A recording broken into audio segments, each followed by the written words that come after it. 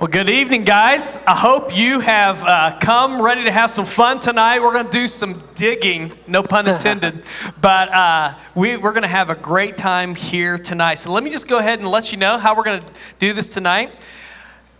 If you noticed, he had more slides than he had time this morning. Anybody notice that? And so we're not going to get in any rush. So like if you're checking your watch, like, oh man, you know what? I told my daughter I was going to pick her up at such and such a time. Cool. You're not going to stress anybody out if you have to leave. But tonight we're going to do some. We're just going to do some digging. He's going to take his time, and I think the way you put it, Dan, was if they're here, you're going to keep rolling. So we're going to have a great time. Let's open up with a word of prayer and we'll dig in. Father, thank you so much for the opportunity to be together again tonight as the body of Christ. And tonight we have gathered because we do want to understand more about your word. What is there in the details that perhaps we haven't noticed before. And so I just pray that tonight our faith would be strengthened, that we would dig deeper, and for what you're going to do because we showed up, we're going to thank you for this. And I pray this in Jesus' name. Amen. Amen. All right, Dan, it's all yours. Pastor. Thank you. Everybody can hear me? Can you hear me now? Good. Well, it's good to be back. I'm glad to see the return crowd. There will be a donation at the back when you leave. No, not really. Pastor said he didn't like to put labels on churches, so I guess it's not a good Baptist church. What can I say? No, you guys are great. I was telling you, man, the reception we've gotten here, I just feel welcome. And I told my wife this afternoon, I think we might have to move up here. Maybe, but it's exciting. It's been great, and I've totally enjoyed every minute of it. Well, like I said tonight, this is, I wanted to go into Jerusalem, and you see some of my animational work that I've done with some great scholars around the world. This is Jerusalem with the help of Dr. James F. Strange, who was the professor at University of South Florida in Tampa, and a brilliant New Testament scholar, fine Christian man, and one of the best renowned archaeologists on Jerusalem. And so we consulted together with him and another fellow by the name of Lean Rittenmeyer, and who was the chief architect back in the 70s when the major part of the city of Jerusalem was excavated. So anyway, that's what you get to see, and this is in part, like I said, different electronic publications, and I also have a handout of all of these different shots and scenes that Pastor will probably be talking about uploading certain places that you guys can certainly download and use yourself. So tonight I wanted to look at the Holy City. So we're going to go to, I first want to give you a little background about Jerusalem, so I got to get all my slides together. They're all here, and I just got to see which one I'm going to start with. Not Jesus in Jerusalem, but we want to start with the geography of Jerusalem, if I can find it somewhere in here. There it is. No, that's not it either. Well, I was looking at the video, and the video kind of threw everything off. Maybe I didn't. Maybe I deleted it accidentally. No, I hope not. We'll just go quickly to the file system, if you don't mind. There's Jerusalem, and it'll take us there in a second. I want to do the, like I said, the geography of Jerusalem. There it is. And I'm the teacher. Yeah. Well, I'm an absent-minded professor. That sounds better. I must have accidentally deleted it off when I put the video on. But that happens. So here we go. We want to look at, like tonight, as I said, at Jerusalem, God's holy city. Specifically, of course, as I mentioned this morning, this is the only city that God said where he's going to place his name forever, all right? His name forever. It's on the city of Jerusalem. And this is going to be his the location. In fact, if you believe in a millennial reign of Christ, it talks about him ruling and reigning from Jerusalem. And people would be required to go up 3 times a year, as the Jewish nation did, and honor our Lord and Savior. And with great honor, we would gladly do. So what about Jerusalem? What do we know about it? It's a fascinating site, no question about it. Probably the most talked about city in all the world is Jerusalem, outside of what's happening, of course, today in modern Iraq and Iran. But the emphasis is so strong that that a lot of people have gone out of the way to destroy the city and even barricade the possibility of Jesus even returning by putting cemeteries in front of the city of Jerusalem. So first of all, like I said, you got to know something about it. You all know, according to this morning, where Jerusalem is located in the land of Israel. And we talked about Israel this morning and how it was a land bridge with the other nations of the world. But specifically, as we move to where Jerusalem is, it's about the center, as it says here, of Palestine. So you can go to the tip of the Dead Sea, and there's the tip of the Dead Sea, if you can see my pointer. And you go straight halfway in the middle, and there's Jerusalem. So you can always find it, all right? You can always find Jerusalem on the map. Jerusalem, all right? From the tip of the Dead Sea, halfway in the middle is the city of Jerusalem. From the tip of the Dead Sea over to the Mediterranean Sea is about 50 miles, all right? So Jerusalem is a little bit more towards the east, but nonetheless. It belongs to the tribe of Judah. It sat very closely on the demarcation lines between Judah and Benjamin. The tribe of Benjamin is to the north, but Judah is to the south. So Judah, the territorial lines marked out by Joshua, if you remember, he parcels out the tribe and the territories allotted to them by geographical and geological markers. And Jerusalem is within the tribe of Judah. So it's what we call on the eastern Judean ridge route. So as I made mention a little bit this morning, you just can't travel in Israel anywhere you want to go. It's just prohibitive because deep valleys, big gorges, high mountain peaks. So you travel within the inner workings of Israel by ridges. And so what do I mean by that? You've been up in the mountains of the Carolinas. You have the Blue Ridge Parkway. What is the Blue Ridge Parkway? It's traveling mountaintop to mountaintop by ridges, by avoiding the valleys. If you can go down just a little bit, you stay on the ridges. And so that's the way the traffic is on the inner workings of Judea and the hill country of all of Palestine. They travel on ridges. You didn't want to go down in the valleys. The valleys were treacherous. Yea, though I walk through the valley of the shadow of death. He's not talking about dying. Well, he is in a certain extent. But that's not a deathbed prayer. It's talking about actually physically walking down in the valleys, and in the valleys is where all the thieves, the robbers, and the wild and the reckless hang out because they can get lost in the caves and the caverns. You can't see it, and as you're walking, you can be attacked. As the Good Samaritan, the story of the Good Samaritan highlights Psalm 23. So we travel on ridges. And the nearest major city the most significant city to the north of Jerusalem, outside of Gibeon and Gibeah, is Bethel, which is just up here to the north, all right, Bethel. And then to the south is Hebron. There's Hebron here. And Hebron, of course, is where David was crowned capital. East of Jerusalem is another valley called the Kidron Valley, and then up on the other side is the famous Mount of Olives. This becomes very significant as we look, because it says, if you remember, when Jesus was taken up into heaven, where was he? Where was he? On the Mount of Olives.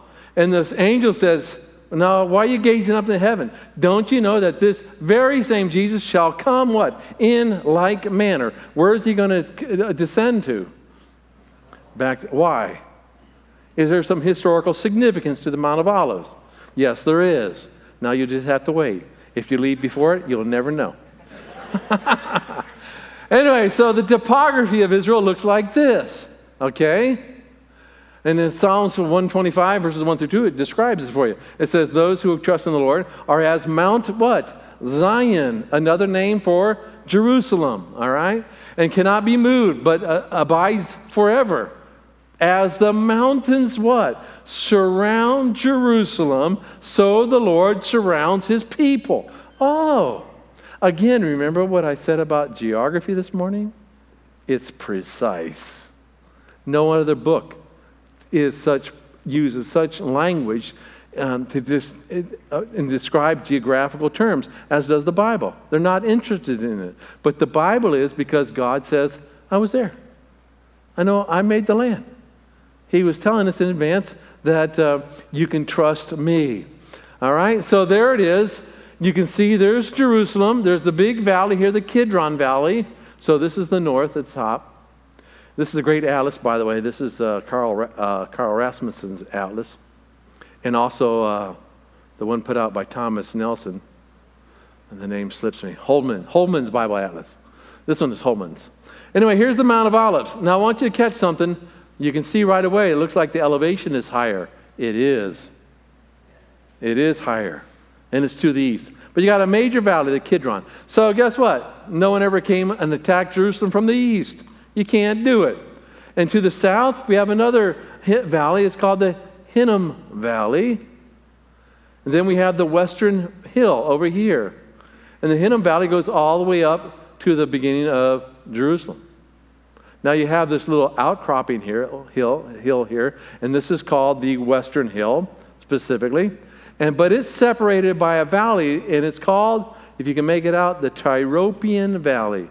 You'll see it more in a minute when we go to a slide that shows you the topography. We have a valley here. So we got the Tyropoeon. This one is never mentioned in the Bible, by the way. It's called the Central Valley. There might be a reference to it in the book of Jeremiah where he goes down and talks and throws pottery in his object lesson in the Cheesemakers Valley. We think the Cheesemakers Valley is the Tyropoeon Valley. The Tyropoeon Valley is only mentioned in Josephus, the Jewish historian. So we have this Tyropoeon Valley, and you can't see it today, as we'll show you why, because it's been filled in. So then you have the Western Hill. Again, the valley is very deep. It's not so deep today because Herod the Great, when he built Jerusalem, he raised the valley of Hinnom to significantly strengthen the city of Jerusalem and the Temple Mount. So it's basically buried today. It was a very deep valley at one time. So you got the Hinnom Valley, which is also mentioned in the Bible. Remember, they even sacrificed children, according to Jeremiah, in the valley of Ben Hinnom during the time of Manasseh. So the only logical place to ever come to attack Jerusalem is from the north, and that's where it's always been.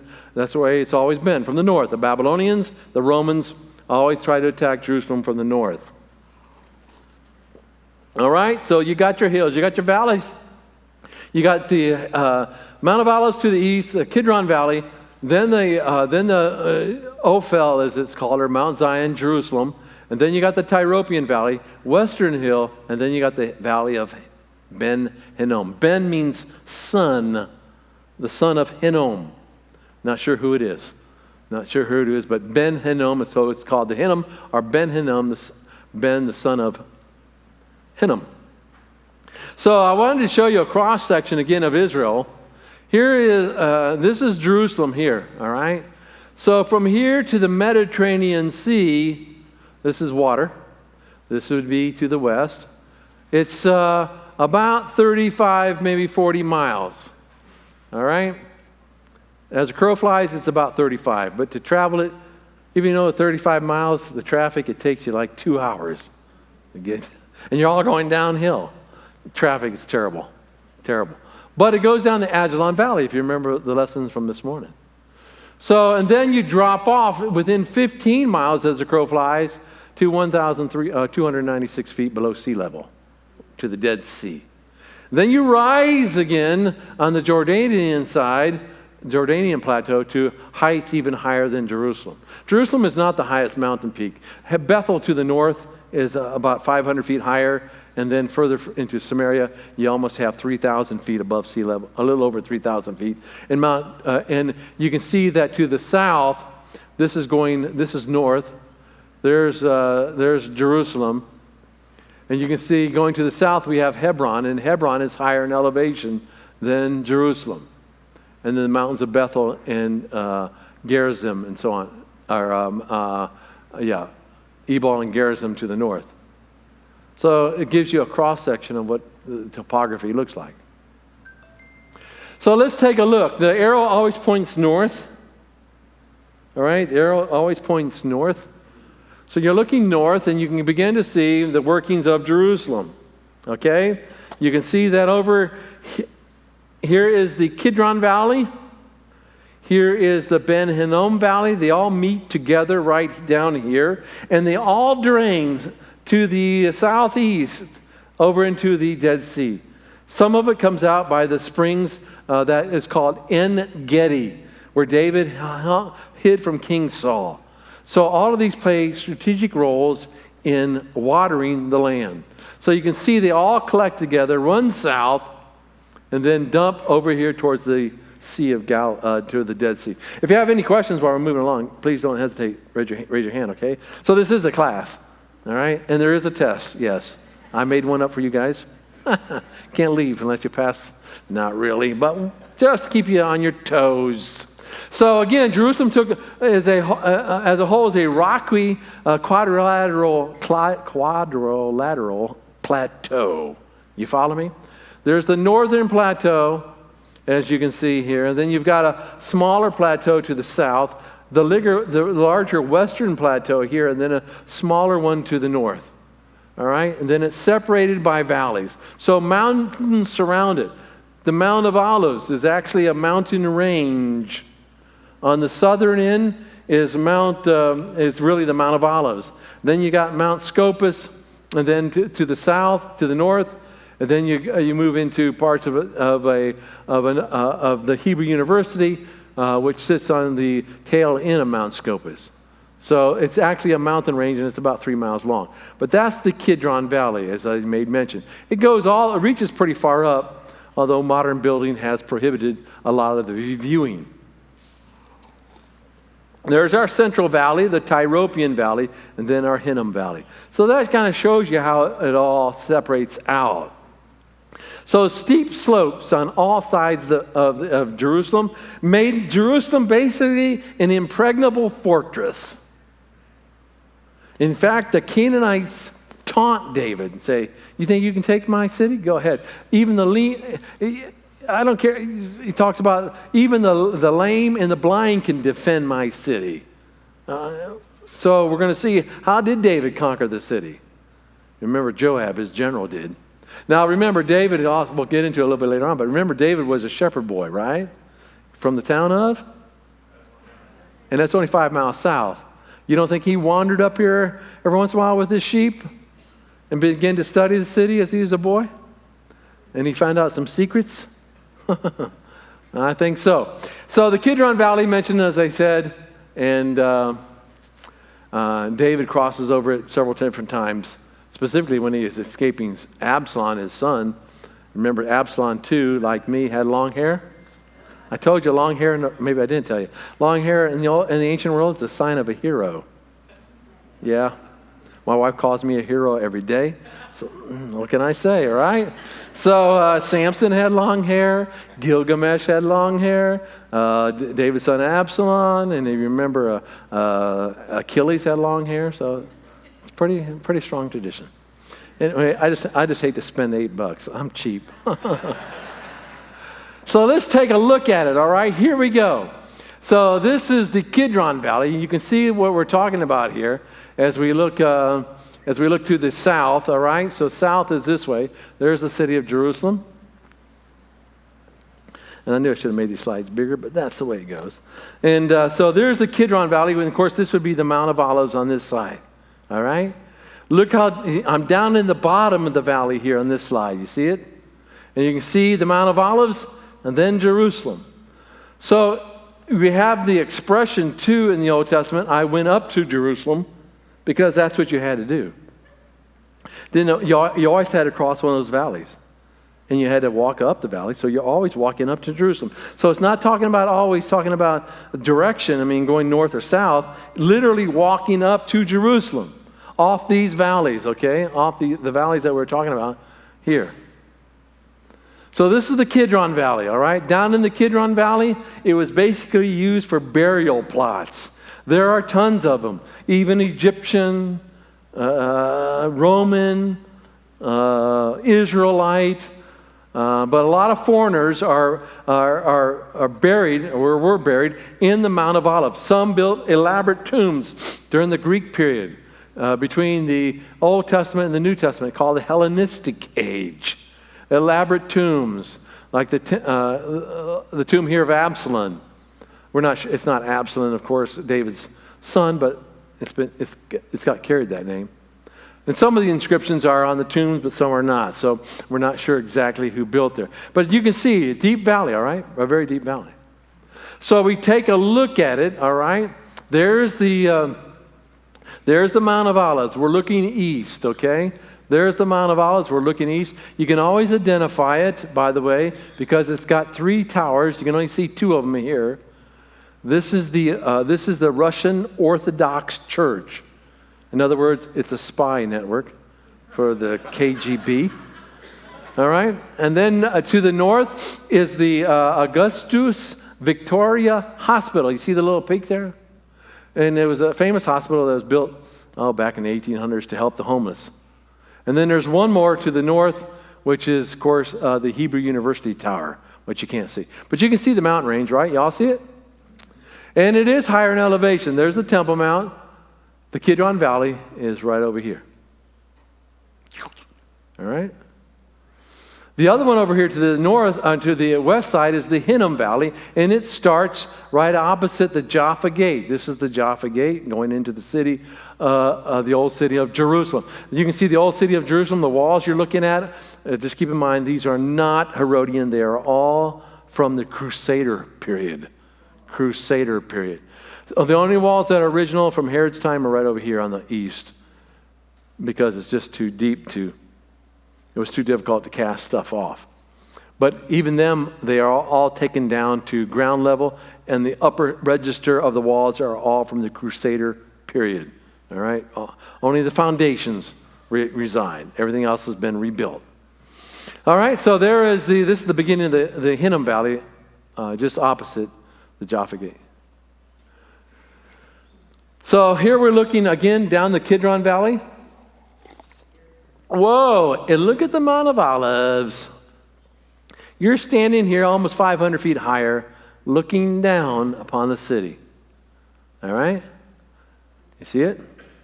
And this is, of course, the famous Temple Mount. This is what it takes its shape today from Herod the Great. But look out here on the eastern side of the wall, and you can see why no one can attack the city from the east. And it's very difficult here also to destroy the city because you'd fall right off the edge. But actually, you can today take a nice walk right along the wall, and you can go all the way down to the end. And you walk through here a cemetery, as I told you, on the eastern side, which is very interesting because a lot of people believe when Christ returns, he's going to come, land at the Mount of Olives, and he's going to enter Jerusalem from the east. Now, that's always significant in ancient times. All temples basically were orientated, what? East-west, to catch the rising sun. Specifically, the major ones down in Egypt, and of course the Parthenon, slightly off-centered a little bit because of topographical features, but east and west. And there's a gate here, right here. It's called the Eastern Gate. All right? The Eastern Gate, which at one time had a bridge across the valley connecting to the Mount of Olives. And if you saw the Mel Gibson film, if you saw Jesus, he was, as he was carrying his cross, he fell down and they almost fell over a bridge. That's the bridge they make it out to be. Yes? Where in that picture is the Golden Gate? That is the same. The Eastern Gate is the Golden Gate. Yep, the Eastern Gate is the Golden Gate, and you'll see a picture of it later on, but right here. All right, so now we get another shot looking due north, and you can see very carefully Herod's platform. All right, Herod's platform. This is the original platform built by Herod the Great. He expands the city, expands the temple to twice the size of Solomonic. He can't go north, by the way, and we'll get to that. He can only go south. All right, and so he expands here and he builds the platform. If there was anything left of Solomonic temple or the Davidic palace, most of it would have been removed by Herod the Great. Would he have cared for it? No. He expands, we'll see, we'll talk about it, about 1/4 of this direction. So quite spectacular. Anyway, we'll come back to the archaeology of the New Testament with all of what these structures are here. Keep this view in mind here because all of this is gone now. The Israelis, this is an older picture taken back in the 1970s. I was telling your pastor, Keith, that Richard Cleves took these pictures back in the 70s, and now all the modern building has taken over a lot of the works that you can't see anymore. So these are spectacular views from Richard Cleves. And his products was available, but I don't know if it still is. It was called the Bible Atlas, or the Bible Satellite Imagery. So I don't know. In fact, right here is the building of the Palestinian headquarters, and it's gone. It's all gone now, but it's all opened up in big courtyard here. But anyway, this is again the Kidron Valley, the Mount of Olives, all right? Here's the Ben Hinnom Valley, all right? Like I said, outside the Jaffa Gate is over here. There are 8 gates into the city of Jerusalem. We'll talk about that a little bit later on. But this is the beginning of the Jaffa, or the Ben Hinnom Valley. And today there are beautiful shops here. In fact, most all of this is gone. And guess what's built there? A big mall. Yeah. You can get your blue jeans, Gap, and all the modern Western stores are there. All of this is gone, and now all of this is turned into a big mall. All right? These were abandoned buildings, a lot of it. But anyway, this is the beginning, too, of a big theater that you can come down and listen to concerts. Now, remember, in the Ben Hinnom Valley is where they sacrifice children. And of course, they're kind of doing some of that today with the rock concerts that they have. You know what I'm talking about. Again, you can see the Ben Hinnom Valley as it starts to turn, make its way down. All right? There's a lot of dump piles. I found some good artifacts in the dump pile. This is the famous hotel here. It's called Mount Zion Hotel. And if I was to show you very carefully, there's actually a cable car from here across to the school I studied at in Jerusalem. It was called the University College. It's still there. A cable car that in the 48 war, the Israelis were able to string a cable, put a cable car on it, and the Jordanians never saw them at night shipping spies across the cable car and pulling it back. Never recognized the cable. And it sits in that restaurant to this very day, Zion Restaurant, and you can see the cable car. Unbelievable. All right? So as you can see, it turns eastward past the Jaffa Gate, and then south. It marked the southern boundaries of Jerusalem until 1860. This also became a big colony for returning Jews. It's called Mishkanot Shananim. Mishkanot Shananim, and it's a big artist colony today. And you can spend hours walking through all the different shops. People's houses are converted into shops. And there's a big windmill given by the Dutch sitting there as well. In Jeremiah 7, I told you, here the valley is called the Valley of Slaughter. Slaughter, when child sacrifices were performed. Isn't that interesting? No, today, though, I'm not sorry to report, I'm happy to report, but we have not found any remains of infant sacrifices in Israel. Still at the present time. Jeremiah mentions they did them, we know they did, but I don't know how extensive it was. No one knows specifically. Anyway, they call it the place of Topath, and that's mentioned in your Bible, Topath. Topath means the place of burning, all right? We think there was a statue of an idol there because we found some in Tanzania. Tanzania, of course, is the ancient city of Carthage, which was started by the Canaanites, the Phoenicians. They had the famous battle with Hannibal. You remember Hannibal? And Carthaginian Hannibal had the famous battle with the Romans. He's from Carthage. There at Carthage, you found a massive cemetery. Sam Wolf and Dr. Larry Steger, who I dug with at Harvard, uncovered the cemetery, 2,000 urns, and the final report was they all were sacrificed. In Topath, they found part of an idol that looks like it has a hand outreach, and they think Topath was the place where an idol like this with the hands out, where they would place the baby. And it's all written up in Larry Steger's report on child sacrifices at Carthage. He reported that just before he died. Quite fascinating. The Canaanites, all right? Then I told you about the Tyropoeon Valley. Again, there's the Kidron. You see it? The Kidron. It shapes the city of Jerusalem. That's going to be the city of David right there, this little piece. Then the Valley of Hinnom is right here, and the Central Valley, all right? It's never mentioned in the Bible unless it's the Cheesemakers Valley. We do have a valley where it says Judas. Remember when he betrayed the Lord? He went out and hung himself, and his bowels burst asunder in the valley. We think it's this valley, all right? We think it's this valley. Anyway, this separates Jerusalem, as I mentioned, from the western hill, all right? From the western hill over here. Again, this valley is never mentioned unless it's the Cheesemaker's Valley, as noted by Josephus. It's all been filled in. A lot of it's been filled in by Herod the Great. But you can again see this picture. This is from 1973. There's not many houses here. Today it's solid houses. You can't see any of the valley until you stand right down here. It's all covered. It's all been filled in.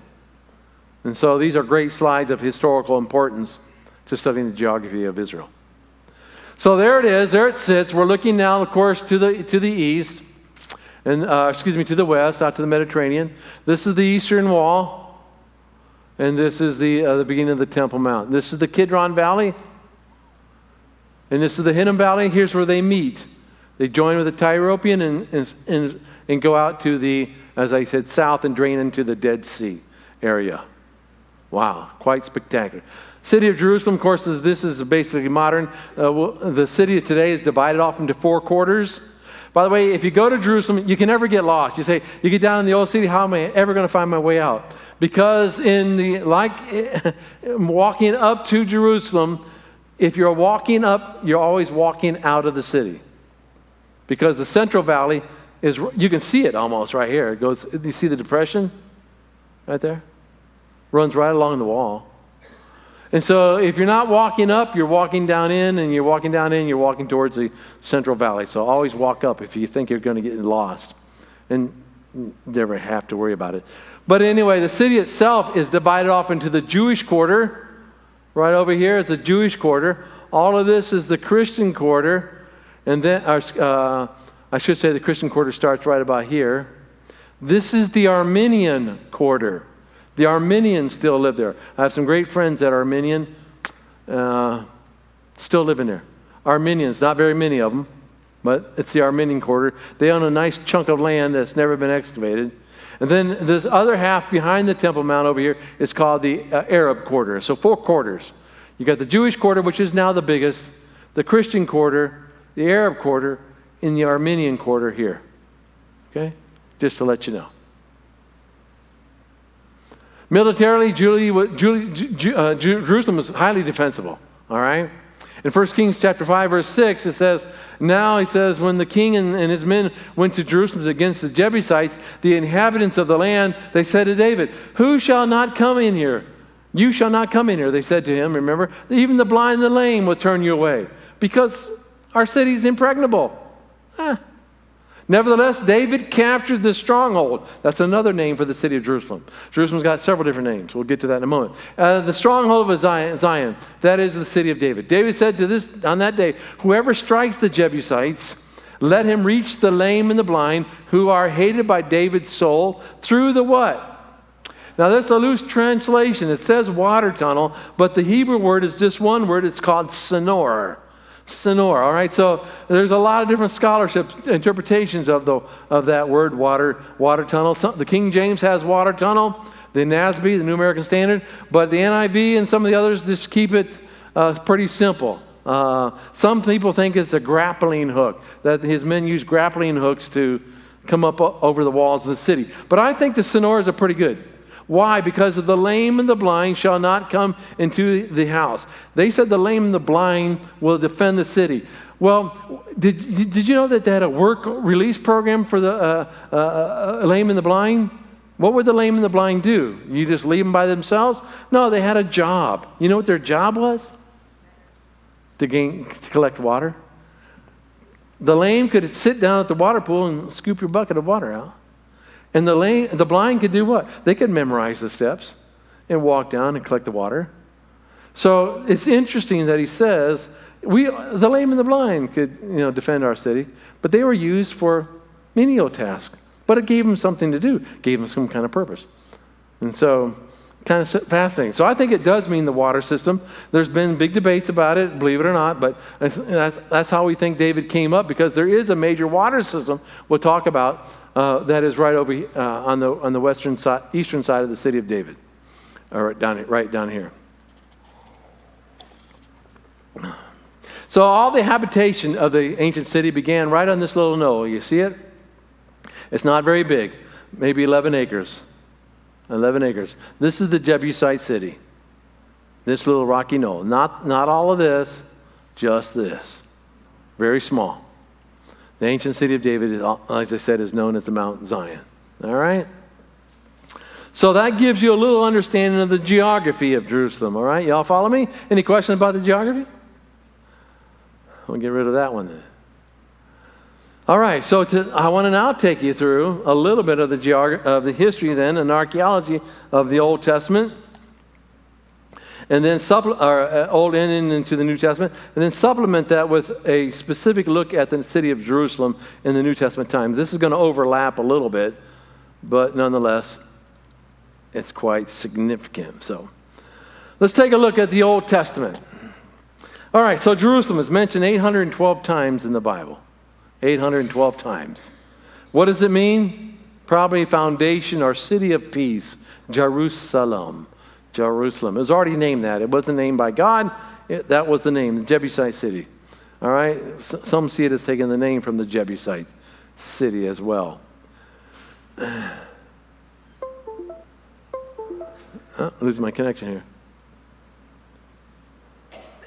Let's see if we can get it back.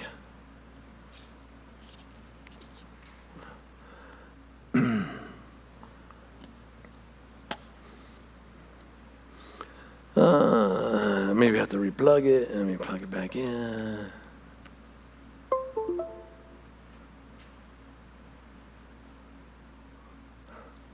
Hang on. There we go. I don't want to duplicate. I want to... Yeah, duplicate's fine. Let me come out of the presentation and do it again. But it's duplicating this. There we go. All right, so that's what the word means. Jerusalem, city of peace. It says in 1 Kings and a couple other passages listed here, I told you Jerusalem is the only place where God said he's going to place his name forever. But he says to his son, here's Solomonic prayer, when he's dedicating the temple. He says, I will give one tribe that my servant David may have a what? A lamp always before me. Now remember, David becomes what? The ideal king of Israel. And he's always the standard by which all the kings are mentioned. Isn't that interesting? Because when we think of David, we automatically think of the bad things. But did not David confess the sins? As far as the east is from the west? They're gone. So why should we be thinking about them? God doesn't think about them anymore. Interesting, huh? Anyway, for myself, he says, because I will have a lamp always for my servant David in the city of Jerusalem. Wow. Where I've chosen for myself to put my name. You have it again in 1 Kings 14. It says, now Rehoboam, the son of Solomon, reigned in Judah and Jerusalem, the city which the Lord had chosen from all tribes to put his name there. Again, we have the phrase. And in Jeremiah 3:17, and at that time they will call on Jerusalem the throne of the Lord, and all the nations will be gathered to it. Jerusalem, for what? The name of the Lord. In Revelation 3:12, he who overcomes, I will make him a pillar in the temple of my God, and he will not go out from it anymore. And I will write on him the name of my God, the name of the city of my God, the what? The New Jerusalem, which comes down out of heaven from God, in my new name. So right from the very beginning, God chose this special place. I mean, it's quite fascinating. Like I said, why Jerusalem? Why here? Why this piece of the Mediterranean world? I don't know. We'll have to ask him. So I've been taking notes. How about you? I got a list of questions. I hope I have my phone with me when we're after, because I got all these questions, Lord, I got to ask you. They're right here. So keep a notebook. Carry it with you at all times. Fascinating, ain't it? I don't know. Unbelievable. Well, we've already looked a little bit at the geography of Israel, Jerusalem. We know very carefully this is the Mount of Olives. Here's the Kidron Valley again. There's the Ben Hinnom Valley, the Western Hill, and then the city of Jebusites right here. Not very big. Not very big. We looked at the topography of Jerusalem and how it's shaped by the surrounding hills. All right? It's interesting, class. Right over here is the UN building. It's located on a mountain, and it's called the Mountain of Offense. And that's where the UN building has been located. Or excuse me, the mountain of, it's close, Mountain of Evil Counsel, I should say. I forgot. The Mountain of Evil Counsel. You see the name there? That's this one right here. And so fits the bill perfectly well. All right, so we've been, again, looking at the different topographical features of Jerusalem. Again, keep in mind this little rocky knoll is the headquarters of the Jebusite city. So here's a close-up and a nice little breakdown of the city.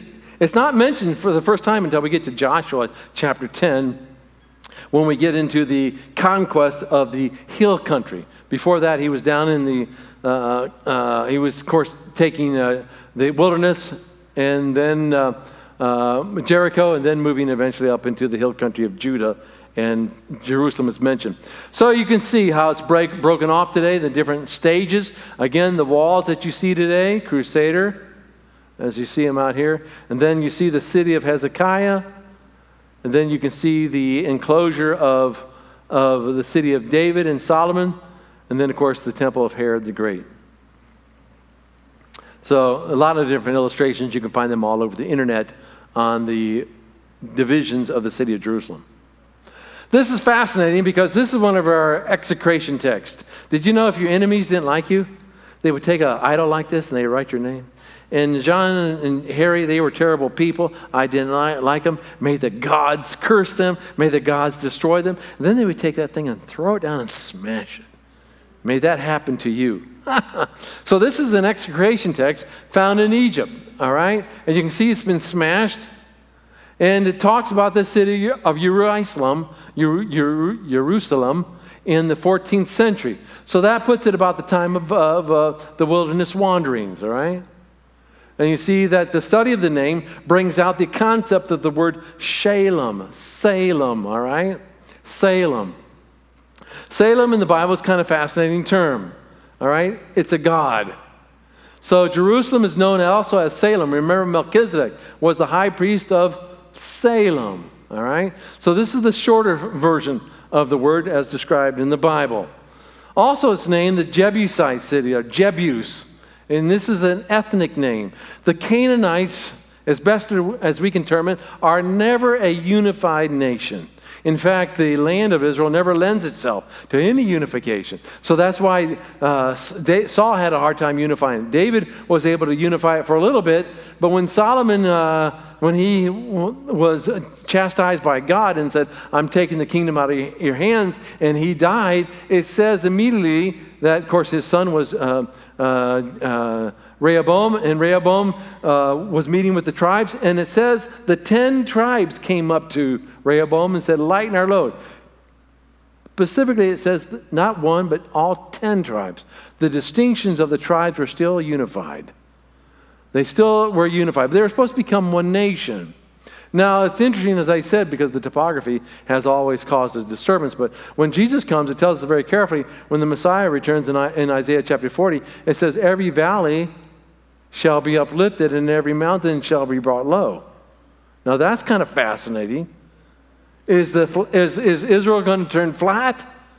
It kind of appears so. Why? Because geography always was a factor of division.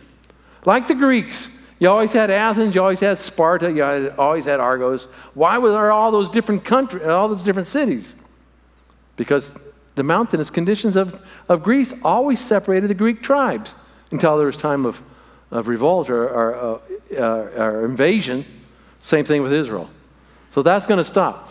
Jebus, all right, so the Canaanites are just a loose, look very carefully, the text tells you, and the Lord of Jerusalem made a proclamation, and the Lord of Hebron made a proclamation. So kind of like the feudal system during the Dark Ages, when you had the kings in their castles, one king, and then they had all the little lords on the outside collecting their taxes and stuff. So that's what we think the Canaanites were like. And the Jebusite king was a very powerful king. There's another name for the Bible, Zion, and mentioned 21 different times. The mountain of the Lord, holy mountain. And that gives us a very significant concept, does it not? Mountains. Mountains. How many times are mountains mentioned in the Bible? Well, quite extensively. But the first mountain that we encounter, of course, is the one down where? Sinai. Are mountains important? Can you name me a Greek mountain right away? Olympus, where all the gods dwell. So what's the one in Mesopotamia? Anybody know? It's a very specific, it's not really even mentioned in the Bible. They had a specific mountain. You have to look that one up. Google it. The mountain in Mesopotamia where the gods were at. And of course in Egypt, they didn't specifically, they had the pyramids, but again, mountain theology. The ziggurats, mountain theology. And of course, Mount Sinai, where Moses met God, and God says, I'm taking Mount Zion. So mountains are everywhere, very, very significant. Because mountains in the ancient world, anybody know what they represented? The ancients believed that the mountains rimmed the earth. They held up the heavens. They also thought they were stairways for the gods to come down. What do you think the ziggurat's all about? Ziggurats are stairways, open-air stairways, allowing the deity to come down.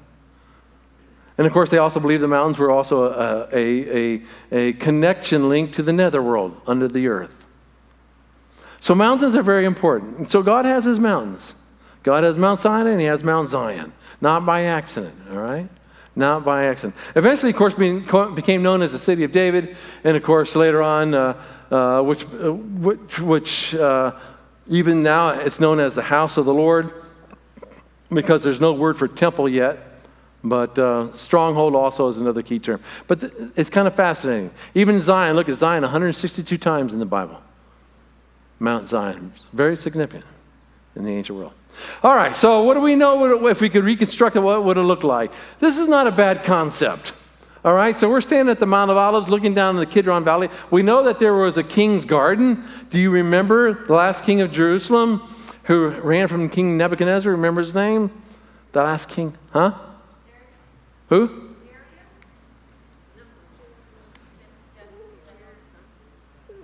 Jared?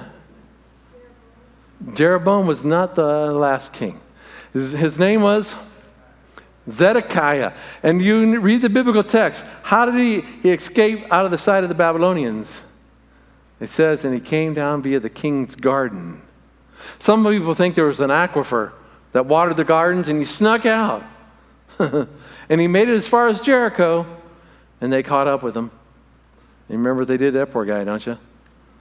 Brought his family out in front of him, massacred them all, and then they burned out his eyes. Last thing he saw was the death of his family. Jeremiah, of course, warned him. So, kind of interesting.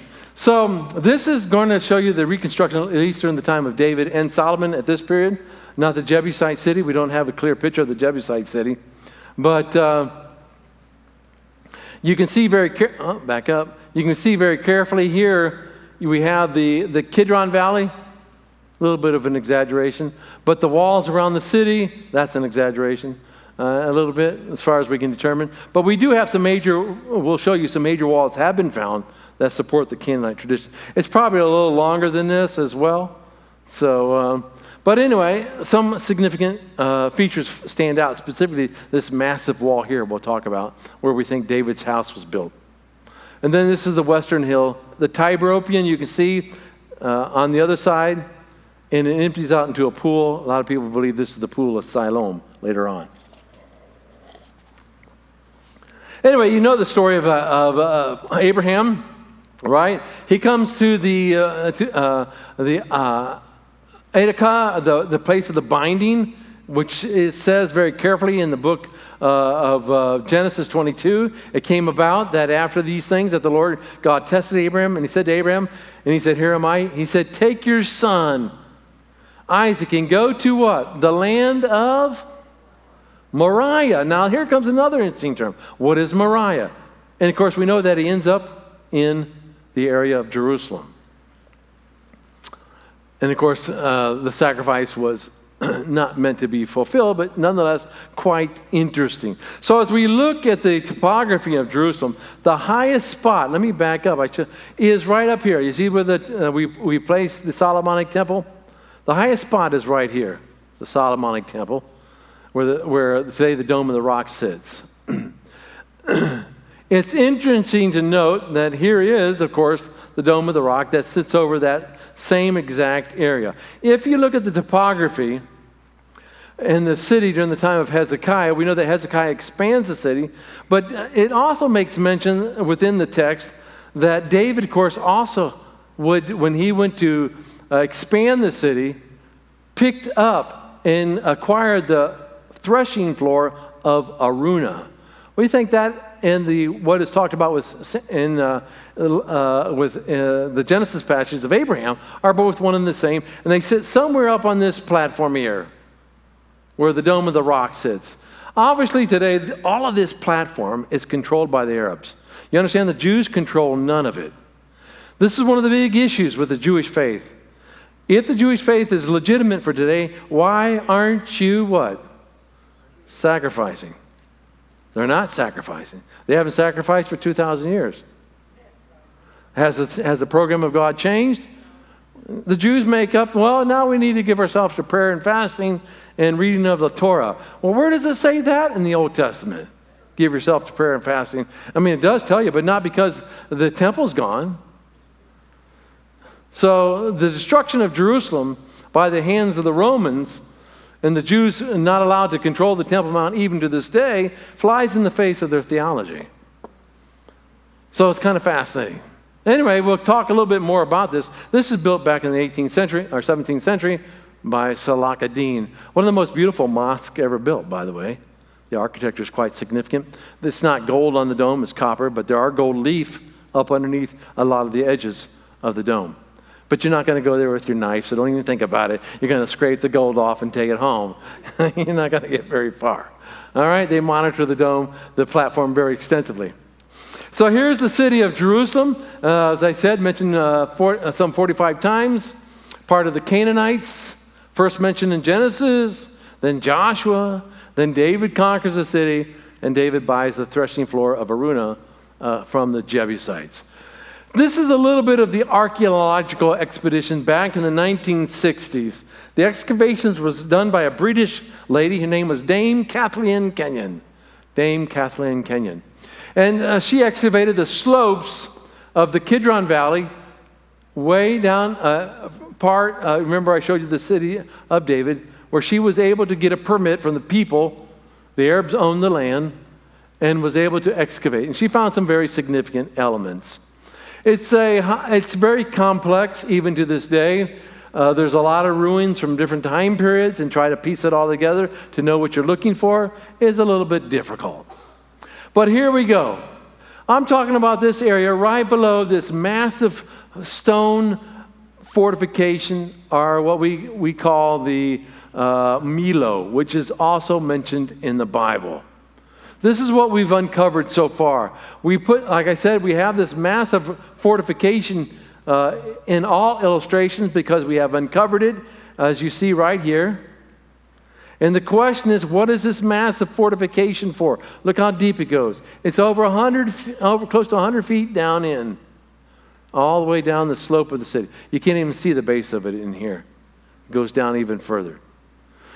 The excavations have shown that within this little piece of area that they've been able to excavate, and this has been one of the problems, we're not able to do full-scale excavations because of modern housing and, of course, the Arab debate about whose land it is. So it's been very limited, but it's been very fruitful, specifically by a lady by the name of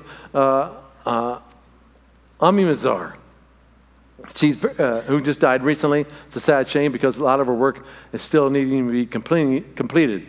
But anyway, this is what they've uncovered. What you see right here on the western or the eastern slope of the Mount of Olives, all right?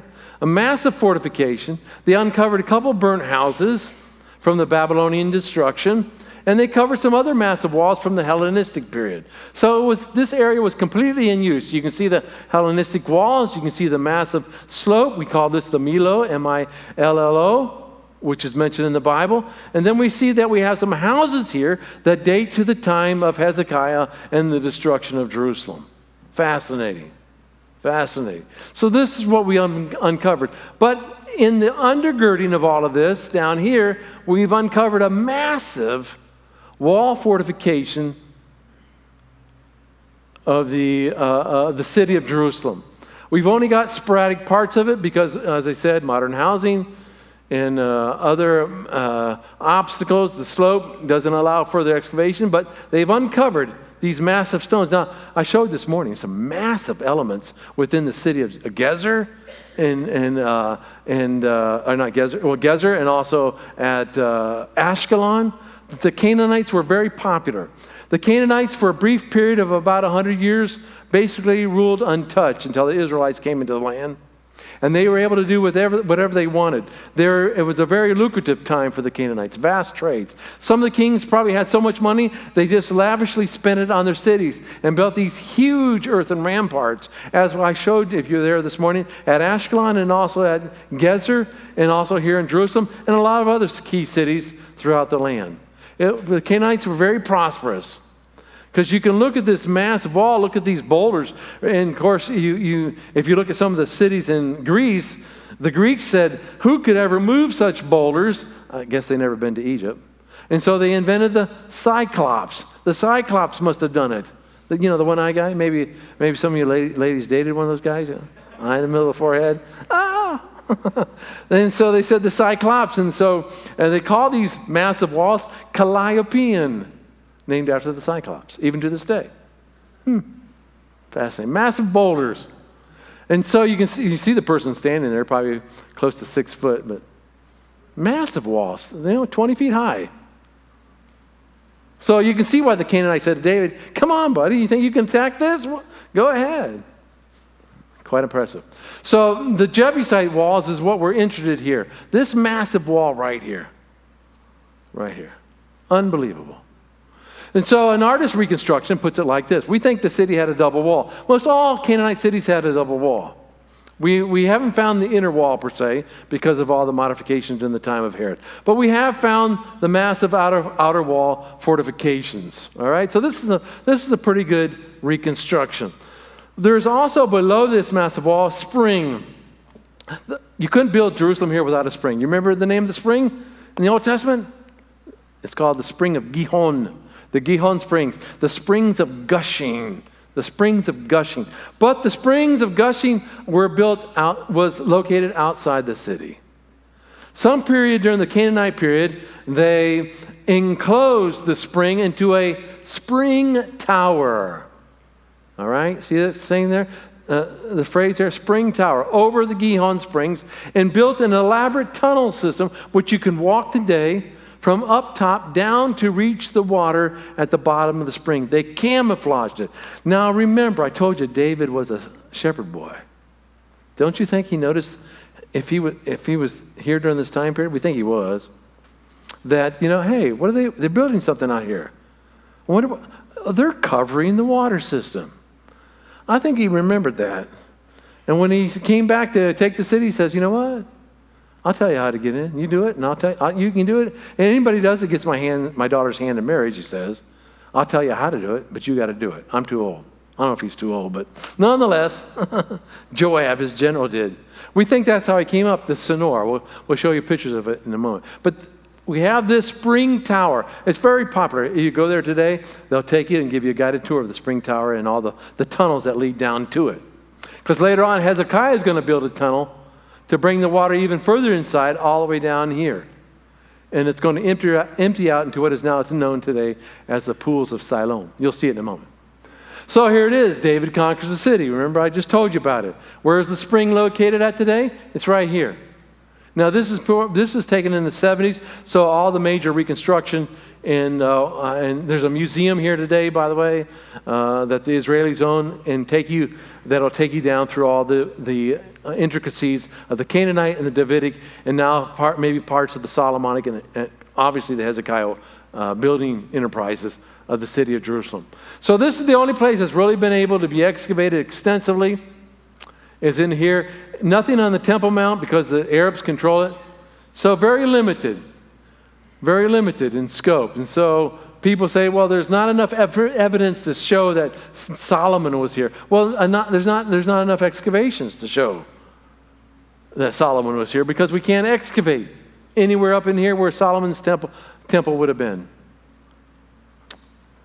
Anyway, kind of fascinating. So like I said, David in those days, whoever would strike the Jebusites, let him reach the lame and the blind. I told you what the lame and the blind do. They're the ones that collect the water for you. So it fits well that he probably sent his men up the water shaft, break through the city, open the gates of the city, and allow the men of David's army to capture the Jebusite city. So David became greater and greater, for the Lord God of hosts was with him when he conquered this city. And I should make mention back up to verse 9. I was telling you about we'll come back to it in a minute, some of the things he builds. But David also built the Millo right there. And I just showed you with the Millo. We think the Canaanites had already built it, and David just added on to it. And now Mazar actually thinks he's found the palace walls sitting on top of it. So there it is. This is where the spring comes from. You start from the top, you work your way down. This is the Gihon Springs today. All right, the Gihon Springs. When you walk down to the tunnels. I told you Gihon means gushing. It's mentioned 6 times in the Bible. This is how he appears to conquer the city. He opens the gate. He's able to walk his men up the tunnel and enter the city. It makes the most logical sense. In fact, we have these in prophetic phrases as well. So here it is. This is the top of the Millo. David fortifies it, 5:9. Within these excavations, in later periods, by a guy by the name of Eli Shukron, is a fine Christian man, I believe, and Ronnie Reich, they found an inscription. And for the first time ever, we have the words, can you make it out? Bethlehem. Ho, class. Dating in this days, though, to the 7th century. So it's about, it's a good 500 years after David. But it mentions for the first time Bethlehem. Or it could be this line. Maybe this line. Oh, what line do you think it is? Bethlehem, all right? It's right here. Bethlehem. The first time ever Bethlehem is mentioned. Beth means house. You all know where Lechem means what? House of bread. House of bread. So a spectacular find developing in this area. The date is a little bit late. I told you we can determine the date of an inscription by the actual curvatures of the letters. The letters have been studied, called epigraphy, for years, and they can date them within 35 to 25 years. They're that precise. So he puts this in the 7th century, even a little bit closer. So there it is, which the archaeologists uncovered, which the Bible talks about, with David, and then we have to boot one of the first ever Bethlehem inscriptions. Well, this is the fellow who found the tunnel in the first place. His name was Sir Captain Charles Warren, and now it's called Warren's Tunnel. So if you want to, when you walk the tunnel, it's called Warren's Tunnel, named after him. After you get down to the bottom of the pool, this is where we think the possible Joab's army was able to scale up the walls, because this is where the lane was, and they dropped their buckets down into the pool that you saw earlier. To get down to the city is this elaborate tunnel. Wow, all the way down in. He uncovered all of this under the auspices of the Turkish government. I don't think they knew how much he was doing, but nonetheless, he uncovered the tunnel. Sir Charles Warren. Again, you can see very carefully here, there's the hole, there's the water, there's the tunnel, this is the direction, and this is the diagram. It shows you how you get down to it. And then this becomes Hezekiah's tunnel a little bit later on. So an elaborate tunnel system built somewhere, I'm not sure exactly when, no one knows, probably close to the time of David, about the first century. Some people even dated earlier, that the water system was there for a long time, putting it back to the time of our tunnel. But the tunnels, it's quite significant. But even ours, the one I found at Gezer, we talked a little bit about this morning, is bigger than this one, quite extensively. Well, on top of the walls, here it is, that Milo that I was telling you about, we have these massive stones. You understand, in archaeology, you have little stones for little houses. You have big stones for big houses. Who can afford the big stones? Rich people are kings. This sits right on top of the Milo. David says he fortifies the Milo. Why would he fortify the Milo? To build his palace. To build his palace. And so within these stones, the lady Mazar, she's standing right there, you can't see her. She found pottery. The pottery was stuck in the crevices that you see here. All right? The pottery dates to the time of David, 10th century. Ceramics is quite amazing. We can actually, like inscriptions, we study ceramics. Ceramics is the rim. They're called diagnostic sherds. So if you look at a rim, it's got a lip, right? We can look at those lips and we can date them within 50 to 75 years because the lip changes gradually for each pot. So at the end of a dig, at the end of the day, you collect all your pottery you found and you sit around a table and you just read pottery. You're watching these guys going, all right, it's Middle Bronze 2B. This is Bronze Age 1. This is Iron Age 2. It's quite an art. But it's part of the test. In fact, my test, at the end of the semester, you had all these pieces of pottery thrown in a jar or on a table. All right, go around and identify each one of them. You want to get an A for the class, you got to mark them all correct. And just by the rim. It's called diagnostic sherds, and it changes. Each shape has a little twist, has a little bend, and you can pick out the different time periods within the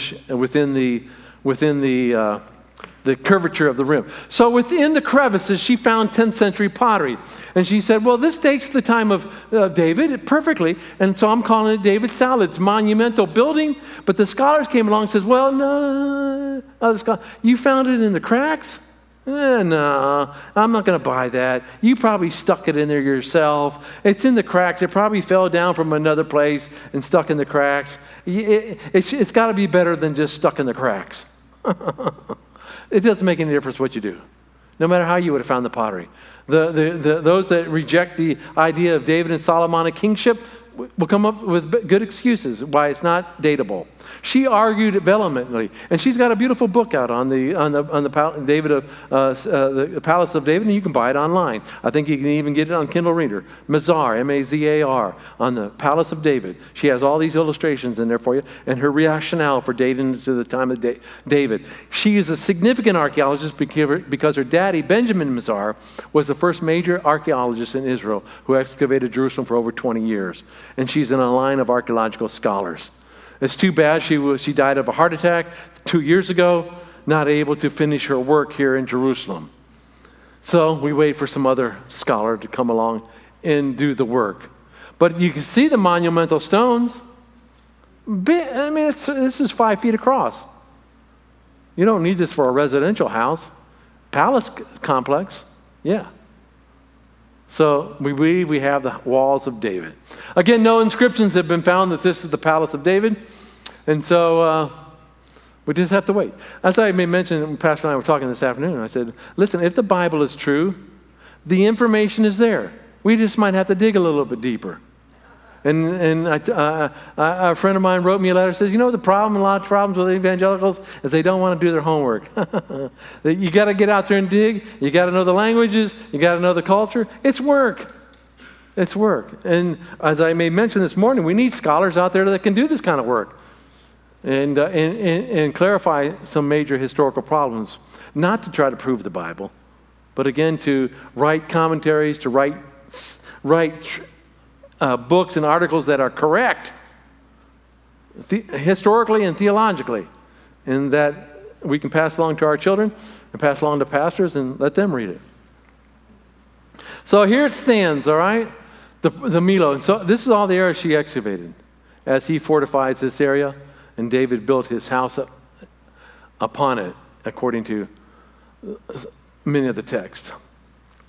So there's a closer look at it, so we can put it all together. This is possible reconstruction. There's the Milo, you see it right there. Possible reconstructions of David's palace. And then up above, maybe the Solomonic temple. Not the best, it's kind of dark there. It's clear on my computer. But that's a pretty good reconstruction right there of possible what it looked like. So the evidence is there. Like I said, it's a matter of interpretation. Obviously, there's some gaps to fill, but nonetheless, it seems to work theologically, or historically, and archaeologically. So we move to the Solomon, but that's basically it. That's all we have of David's city. There is a lack of evidence. There's no question about it. It's very difficult to get a handle on the city of David and the archaeology of David because it's just, the work is limited.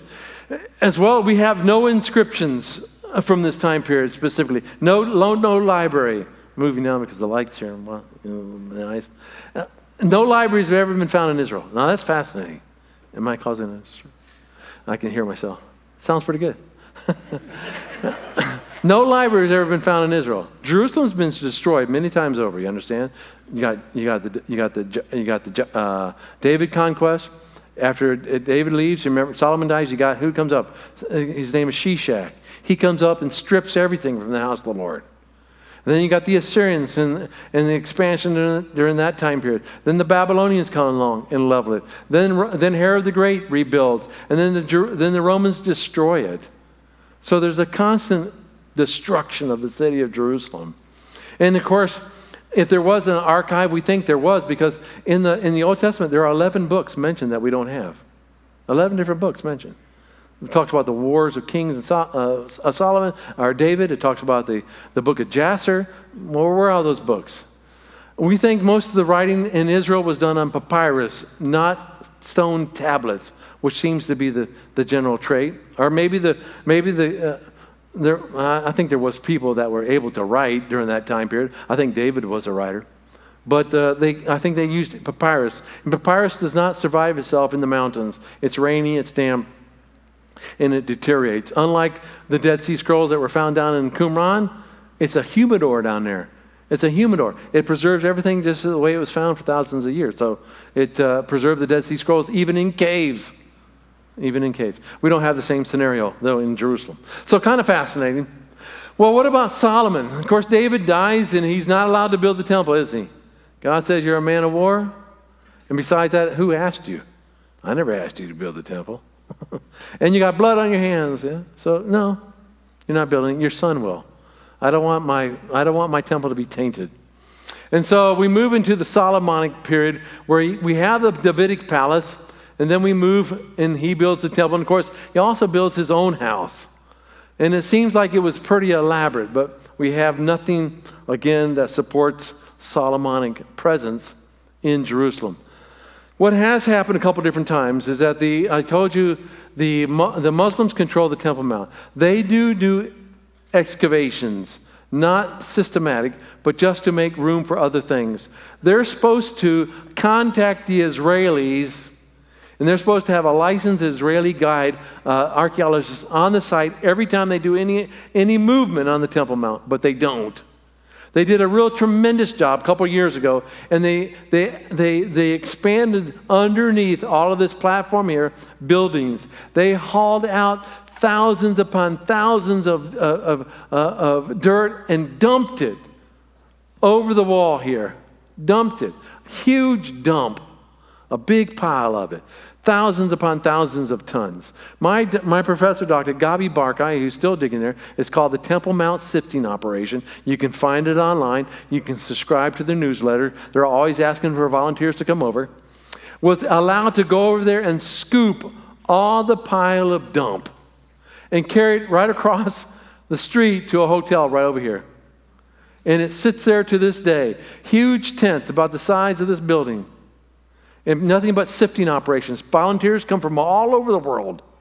sifting that trash. They still got maybe 10 more years of trash to sift through. He's been able to find stuff from the first temple period, from the time of Hezekiah and before. He's able to find stuff from the time of Jesus' day, all buried in that trash. The only trouble is if there was a context of house or building, it's all been lost. And it created a big stir. But it's called the Jerusalem Sifting Project. Look it up. And you can go over there and volunteer your time to help sift. It's right there. You can stand right there and look over and watch the city as you sift. If you like to sift. They use well sifting, so yes. Where is the Wailing Wall? The Wailing Wall is right there. We'll talk about that in the New Testament. That's the Wailing Wall. It's not a wail, and of course they can wail here if they wanted to, and they could wail here. But they chose to choose the Western Wall. Why wail? Because they want to get closer to where the Holy of Holies is, by the way. So, anyway. Nonetheless, so there it is. I told you, remember you always have to go up to Jerusalem? There's a Jebusite city, go up, go up, go up. Always like that. But Solomon builds a temple. There's a lot of different reconstructions of the temple. And this was his main project that he was able to do, besides some fortifications we saw this morning. And so a lot of different archaeological reconstructions. You can find many of them on the web, all right? But this is one of the better ones. I did one for the NIV Study Bible, the new Zondervan NIV Study Bible, and you can see I think you'll see it here in a moment, my reconstruction. But this is the only description we have of it is in the Bible. All right? There's nothing else. None of this has ever been found anywhere on top, because I said we can't excavate on top of it. So what was it? How was it made? Well, we know there were at least 3 parts described in the Bible. Now, keep in mind, class, there's no word for temple in the Old Testament. Temple is a Greek word. All right, so everything is called the house of the Lord. The house of David, or the house of the Lord. So Bet David, house of the Lord. Beit is the word house, like Bethlehem. All right, so this is the house of the Lord. We call it a temple. But there are some specific nomenclature, and here you can see it. All right, you can see that the outside of the porch was called the ulam. Now, a lot of times the word ulam is found in the text and it's translated temple, but it's not referring to the temple. And so you got to be very careful with the King James, the old King James. It's referring to the outside of the temple, the porch, right here. Then there's the main hall. It's called the Hikal, all right? And then you got the back inner sanctum, and that's called the Debir, the Holy of Holies. So we at least know there's 3 sections. We know that it was gold plated on the inside. It had a motif of the lotus flower inside as well. And so you can see them here. Very, very nice, according to the description of the temple.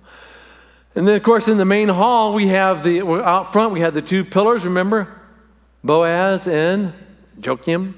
Who is Boaz and who's Joachim? Is it Boaz of Ruth? No one knows exactly who these people are. But Boaz, the husband of Ruth, sounds like a pretty good idea. But who is Joachim? I don't know. Joachim, we don't know. Out front was the big laver. Remember, it was huge in circumference. And other smaller on wheels lavers. We've actually found carts like this down in the Philistine city of Ekron. And so and inside, of course, the main hall, we had the temple of showbread and the oil lamps. And of course, the priest was able to enter this hall about any time he wanted to, but only on the high holy day was he able to enter into the Holy of Holies. There were 2 cherubims surrounding, of course, the Ark of the Covenant. None of it's there. I don't even think, I think, in fact, after Solomon's period, when they bring the Ark of the Covenant in, our David, you never hear anything more about it. A lot of people believe that Solomon gave it to Queen of Sheba. I don't think so. But you remember, as soon as Solomon died, Shishak came up, went into the temple, and stripped it of all of his gold. I think he took it. So it's somewhere down in Egypt. Some people think it's in Ethiopia. You have this Ethiopian community. Have you seen it? They got this little house, and it says, the Ark of the Covenant is here. If it was really there, people would have broken through, tried to steal it, all kinds of stuff. And there's no armed guards out in front. So, nice try. Nice try. So this is really all we know. We know that there were storage rooms around the outside of it because the boy king Joash was hidden. You remember? From Athaliah? Pretty fascinating. So this is what we get. We know that the upper register of the columns were a lotus flowers type motif as well. But, class, we're not alone. This is not a crystal cathedral, all right? God didn't say go get sand, make glass, and build a crystal cathedral. And make with beautiful frames and stuff like this, because the people would never be able to identify, what is this? They made something that they could associate with. So we have parallels elsewhere, specifically up in Lebanon, because who did Solomon hire to help build the temple? You remember? Hiram, and who was he?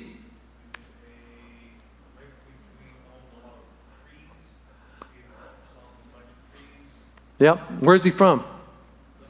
That's right. He's a Tyrrhenian. He's a Phoenician. He's a Canaanite. Hiram, king of Tyre. Tyre and Sidon. Remember those guys? Yeah, nice brothers. Well, look what we have at Ain Daran in Lebanon. A great article by John Monson, by the way. And we have the same plan. We have the antechamber, but we have the portico, the ulam, the main hall, the hikal, and the shrine in the back called the debir. So there's a pattern. But this one has a unique feature. You see it at the bottom with the meter stick? Look at that monster foot. It starts with 2, and then it just ends with 1. So it looks like the deity is standing here, and he goes 1, 2, and he leaps into the temple. It's a pretty massive sized foot. Well, he's a big deity, that's why. And it's outlined on either side by 2 major pillars, 2 lion heads. See them there? Quite amazing. Whoa! So we have parallels. This is my reconstruction. That's in the New NIV Study Bible. But there you can see, again, the same plan, the same idea, but I give you a little bit more detail on the texture of the walls.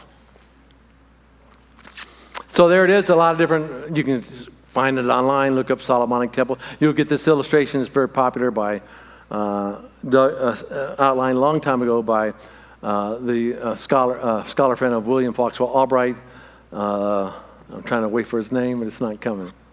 But he drew a schematic. Same thing. You got the ulam, hikal, and debir.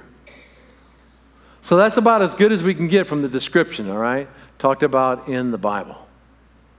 Looks something like that. Anyway, look at the contributions for building the temple. If you add them all up. Gold, 100 tons from royal treasuries. Leaders of Israel supplied another 170 tons. 270 tons of gold. Ooh, that's a lot. Silver, total of 575 tons. Bronze, 610 tons. Iron, 3,400 tons. That's if you take all the numbers in the Bible. Now that's quite amazing. That's quite amazing. You say, can this really be possible? That much, 270 tons of gold? 270 tons? Well, let me tell you something, class. You go down to Egypt and look at what the pharaohs had. This is nothing. This is nothing. I mean, it's something to us. We love to have it today. But compare it with what the kings of Mesopotamia had and Egypt had. He's not bad, but they had more. There's lists. You can compare them yourself. I told you one of the great scholars, Kenneth Kitchen. He's already done it for you. He's already done the homework for you. He's already calculated this in an article. You can look it up. His name is his protege, Kenneth Kitchen. Alan Millard did this study. Alan Millard from the University of Liverpool. Look it up. Look at the building of Solomon's Temple by Millard. Spelled just like it sounds. Millard, M-I-L-A-R-D. Millard. Alan Millard. This is from his book, the article he wrote. And he talks about it's nothing compared to what the other kings had. So it's within range. It's within range. Well, what is interesting, class, when you go to the walls of Jerusalem and you look at them, you can see right here. Can you see the bottom slide? It looks, and it corresponds to the one up above, opposite. Do you see a joint there? Do you see a joint?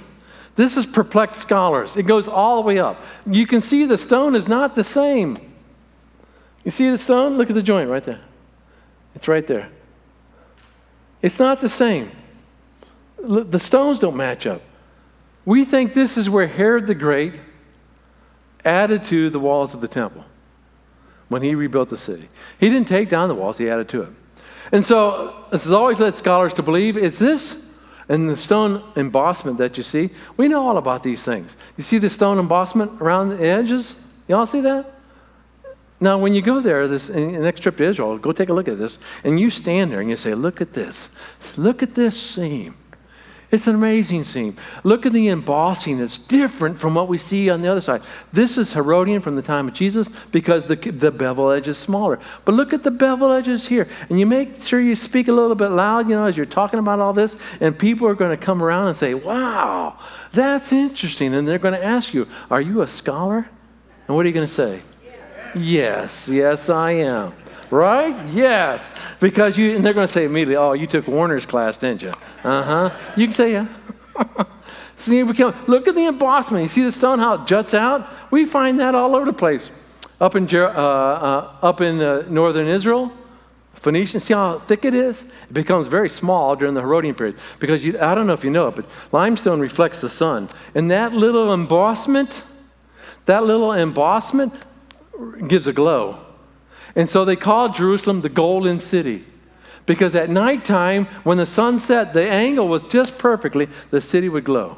The Jews talk about it in the Mishnah, and they talk about it in Josephus, the Golden City. That's where it gets its name from. Herod perfected the embossment. The joints are different, no question about it. So this could be the same. What is also interesting, what the Israeli government purchased for close to, I can't remember how many million they paid for that little pomegranate. It's made out of ivory, but you notice the little inscription on the top of it? It says, for the service of the Lord. A lot of people believe this is a scepter head from the time of King Solomon. A lot of articles written on this pomegranate in ivory. I'm not an expert in the languages, I couldn't tell you, but quite fascinating. So the seam there is even in the temple so that you can look at.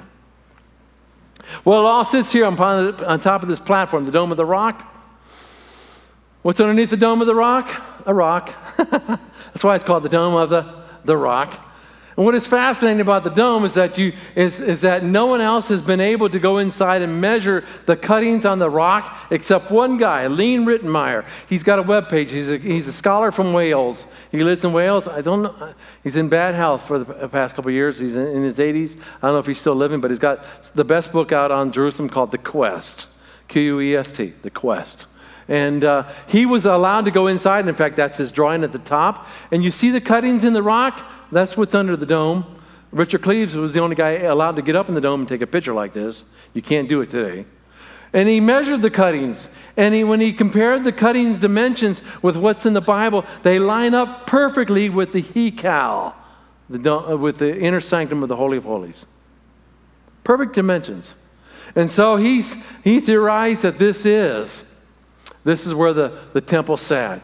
And you can see the cuttings there in the rock. I don't know how they open it up anymore. You had to pay $10 to get inside, but you walk in here. You can see that the Crusaders did a lot of carving off the rock. But the dimensions right here, you see that? There's that one right here. And he found them on the other side. Anyway, they went underground and began to hollow out the stone for building purposes during the Crusader period. But quite amazing. Fits pretty well. Other reconstruction of the temple itself makes it pretty nice. Well, we moved to the time of Hezekiah. I told you the water system was a major problem. He wanted to make sure the water was secure when the Assyrians came. It's mentioned in the book of Chronicles, 2 Chronicles 32:3, and also 2 Kings 20:20. He says he cut a channel. You can walk in it today. It's called Hezekiah's Tunnel. You can see it takes a peculiar approach. But it's 1,700 feet long. 1,700 feet long. And right there in the middle, it says they found an inscription. In the middle, the workers were working from one side, working to the other side, and they met in the middle, and they were so happy they put an inscription where the two teams met in the middle. The inscription dates to the 7th century, at the same time of Hezekiah. That inscription today is in the Istanbul Museum because the Turks controlled this when Sir Warren found this. Anyway, Hezekiah talked about to bring water inside the city. There's also major tombs on the inside the city. We believe these are the tombs of David.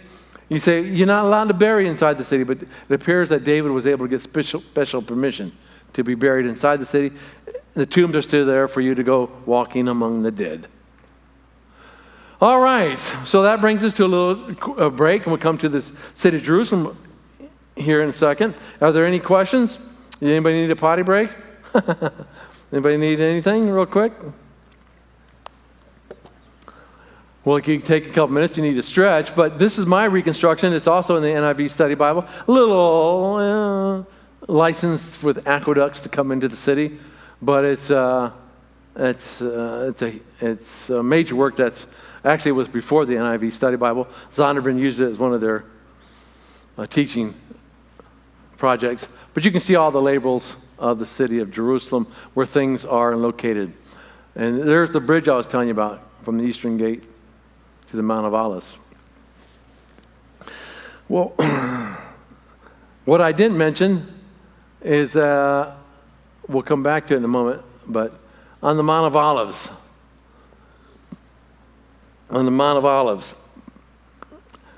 there we know, according to 1 Kings chapter 9, or chapter 11, which our pastor had to do a paper on about Solomon, King Solomon. What was he like? Was he a good king, good, bad king? And then compare it, not compare it, but if you were to go a little bit further than what the exercise was all about, you would notice something that Solomon, when he married Pharaoh's daughter, he also fell in love with many women, right? You remember how many he had? How many wives? He had 700 wives and 300 concubines. Yeah, 900. So how does the book of Ecclesiastes start off? Vanity of vanity. All is vanity. Well, of course it is. If you had 700 wives, everyone needed a vanity. All is vanities. Vanities everywhere. Vanity, vanity. All is vanity. Well, take a look. This is the city of Jerusalem. Oh, I showed you the video earlier, and I've loaded a copy up for the pastor. If he wants to load it on the web, he can. It's quite spectacular. This is a nice reconstruction with all the different elements. We'll forgo that at the present time. And come back, then totally exit out. And move on to the next slide. I want to show you there's a great model. If you go to Israel, it's now called the Jerusalem Holy Land Model Hotel, where they've been building the city, what it looks like since it was been found. And so they got this huge model that it's open to the public, cost to get in.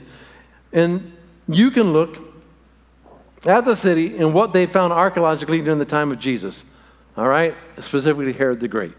And it's a very detailed model, and you can see the people standing around it. It's quite interesting. Here, of course, you can see very carefully the Tyropoeon Valley, the Temple of Herod, and the palatial states that did occupy during the time of Jesus. But this is an artist's reconstruction. This is what I really wanted to show you. This is Lean Rittenmeyer's work. Shows you the facade of the temple. It shows you the Tyropoeon Valley. It shows you what it looked like during the time of Jesus. It shows you the entrances into the Temple Mount. You can see the Tyropoeon Valley actually continued all the way along the western wall. Today it's all buried. All buried. It goes up about this high, about 30 feet. The lintel to this doorway is visible when you go to the Wailing Wall. You go look, you can find it. The lintel is still there. Quite amazing. The step that are there, only the buttress sticks out. All of this is gone, except for the turnstiles right here. This is now the main entrance into the temple. This is the only arch still completely intact that preserves the gateway into the city, or into the Temple Mount. You can see it. But a modern house sits right on top of it today. All of this is all filled in. All right? Herod completely rephased the whole temple. I told you he added to it from the north and to the south. All right? I guess. He expanded it, he could only come to the south. So that seam is right about here on the other side. He added quite a significant amount. Built huge stables, they call it Solomonic stables. Up here, class, he had wild parties. Wild parties, and he would look up and gaze upon the Jews and their sacrifices, and it really riled the Jews, as you can understand. But this is called a stoa, because Herod, remember, was not allowed inside, because he's not what? He's not a Jew. He's an Idumean, remember? Half Jew, half Edomite. Yeah? Couldn't go in. So here's his building project. This is what he did. He expands it to the west. He expands it to the north, to the south, and a little bit to the north. This is the original. Would have been the platform of Solomonic. All of this has all been enlarged. And I told you, he would have found, if there would have been the Ark of the Covenant, a tunnel to the Ark of the Covenant underneath the tunnel, underneath the platform, the original platform, he would have found it. And he found nothing. Nothing was found. But he does a massive amount of expansion. How does he do it? Look at this. How do you get those big stone blocks loose? You chisel down, you put wood beams, and then you pour water on the wood. What happens when you pour water on the wood? Yeah, snaps the bottom off. And then you leave little knobs. You see what they did? They left little knobs on the stones right here. You see the knobs? So that they could hoist them. The Romans had huge hoist, man-powered hoist, easy gear ratio. They would bring you can see how they pull the huge stones, some weighing over 20,000 tons. With earthen ramps, add the outer wall, fill it up, add more stones, and build it to the height they wanted. Quite amazing. Quite amazing. The quarries have been found everywhere. In fact, they just found another quarry not too long ago, so in and around Jerusalem. So there's the expanse. That's what it would have looked like. 2 gates inside the temple. You had the double gates and the hula gates, all right? You went in the double gates, unclean, popped up inside the temple, came out the hula gates, the triple gates, clean, all right? Clean. So all of that can be made out. The gates are all walled up today. You can't go in them anymore. The Crusaders built this monstrosity out in front and added another wall. Wasn't originally there, and have walled up the gates. You would have gone underneath the platform and popped up inside. All right? Outside in front are a lot of shops, are a lot of ritual baths for the individuals to go inside. Well, I told you, this wall has all been excavated, but underground, under people's houses. It's called the Western Tunnel Walk, and you can walk it today. It's spectacular. You got to make sure, whatever group you go on, you take the Western Tunnel Walk, because there it is. You see it? You walk all the way. You can only go one at a time down to it, and you have to pop up to the other end to come out. Quite amazing. So you can walk that whole wall and pop out here. But look at the stones, class. You see these stones? These are the ones he put in place. There is no cement used. The line is so thin you can't even put a piece of paper through it. One on top of the other. No other buttresses hold it in place. They're massive stones. And this is what he built all the way along the west side and across the front. And I showed you how they did it with the quarries.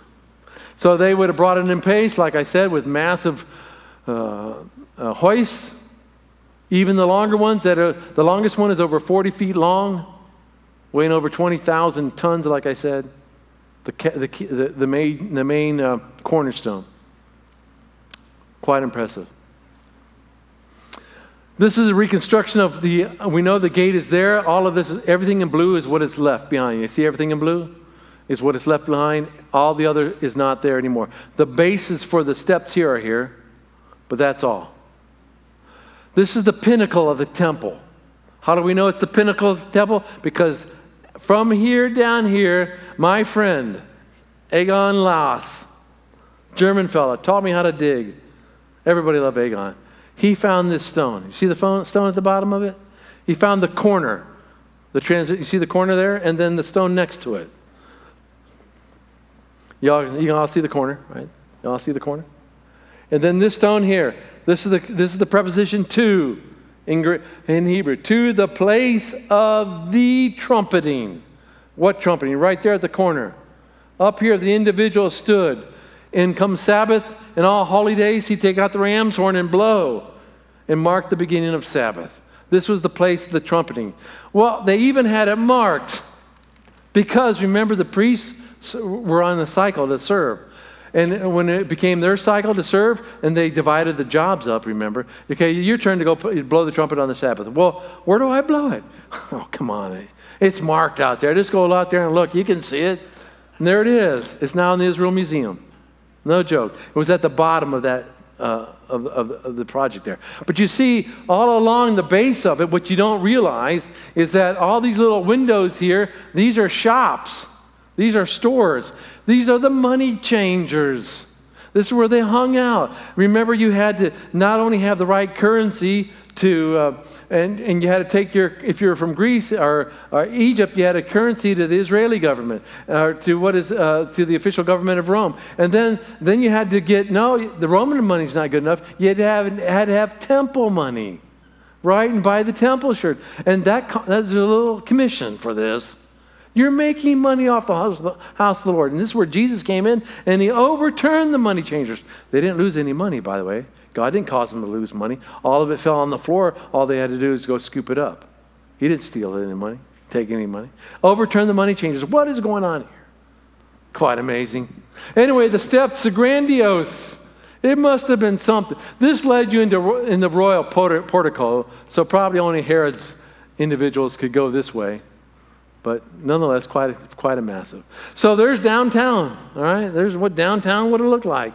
And the shops and the things in downtown Jerusalem, getting the things that you need. This is a big mural not too far from the Wailing Wall that you can take a picture of, like I did, and use for an illustration. So, massive building project by Herod the Great. Now, you might not like Herod because he tried to kill little baby Jesus, didn't he? But you understand, Herod was one of the most prolific builders in the ancient world. He was very unique. He built Caesarea. If you didn't get to see it the night before, he built a huge harbor for Caesarea. He built temples in Turkey. He built temples in Rome to honor Caesar Augustus. Augustus liked him. He created prestige for the Jews that they never would have gotten if he hadn't built as he did. So the Jews were not harassed in Rome. They were not harassed in other little enclaves because of what Herod the Great did. This is a massive building project. It cost, millions and millions of dollars. He owned great wealth in Jericho. He owned a major date palm. Date palm oil was used for everything. Remember, Cleopatra tried to get it from him. Yeah, set him in odds with Mark Antony. Even tried to have an affair with him. He said, no. You're not messing with me. And of course, it's a good thing because remember when Mark Antony died, Herod ran off to go see Julius Caesar, and he said, hey, I'm a servant of Rome, not the emperor, the servant of Rome. And the Senate said, okay, well, what are you going to give me? He says, if you go back and you can conquer Jerusalem, it's yours. So he did. Brought a handful of men back and was able to capture Jerusalem from the Hasmoneans, and they established him as king, and he rules for 40 years, for a long time. Anyway, so this is what the temple would have looked like, gold and silver. It's quite impressive. Like I said, you would have come, the gates, the double gates and the triple gates, you would have come up inside the city. Only Gentiles can go right here. Jewish men and women can go here, and only men come in here. Remember, they had it all segregated. Nice reconstruction of what it would have looked like. Quite impressive. Into the holies. Of course, none of this survives because the Romans, you understand, they hated it. They went at it with crowbars. They destroyed every piece of the temple they could find. Titus and Vespasian. And of course, you can go look at Rome. If you go to Italy, remember the Titus triumphal arch shows you the destruction of the looting of the temple. Anyway, so this is what it would have looked like, all right? Down at the base of it is the pools of Siloam. Class, this is amazing. Mentioned in John chapter 9. They have been found. Archaeologists were clearing off some land, and they began to find some steps. And as they began to clear them off, they found out they had a huge pool right at the base of the hill here. There's what the pool of Siloam would have looked like. Now remember, Christ never challenged the individual. Remember, he was lame. He says, I can't get to the pool fast enough. People are ahead of me. And Jesus never said, that's a stupid tradition anyway. No, he never said that. Interesting. Were there healing angels back then? Remember what James says, be careful because we might entertain what? Yeah, I might be one. You never know. My wife says, no, you ain't no angel. So kind of fascinating, huh? Well, they uncovered the wall here, and guess what? They also uncovered there's a Herodian sewer down the whole Tyropoeon Valley. Remember that long valley I was showing you, the Central Valley? There's a sewer.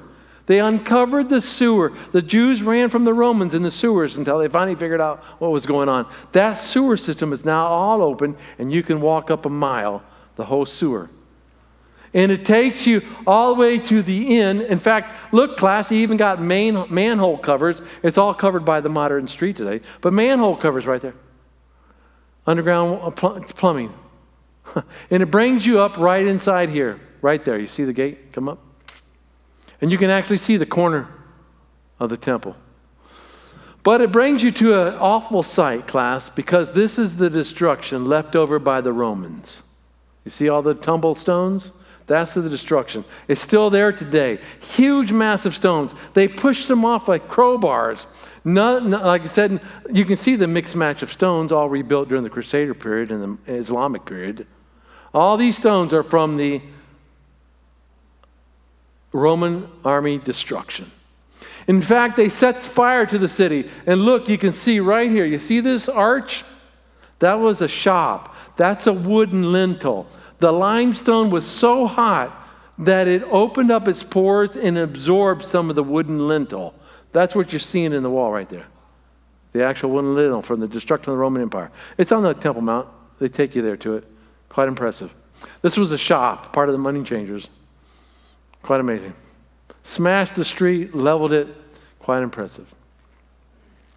Well, anyway, there's some more. I'm going to stop here because we can go on. There's another set of slides, but I say this very carefully it's like 1 Kings 11:36. It says, but to his son I will give what? The tribe of my servant David will always have a what? A lamp into Jerusalem. A lamp into Jerusalem. So that just highlights some of the information that's there available. There's a lot of good stuff out on Lean Rittenmeyer's site. He's a good friend of mine. I would highly recommend it. So obviously, to discuss all the archaeology of Jerusalem, we'd be here next week and following maybe the week after. Just have to continue Sunday service and bring some clothes, change of clothes in, and all that kind of stuff. And that's just not a pretty sight. So, any questions or concerns? I did want to, if you got a second, I do want to show you just one. Save this one. I wanted to show you one other just interesting picture.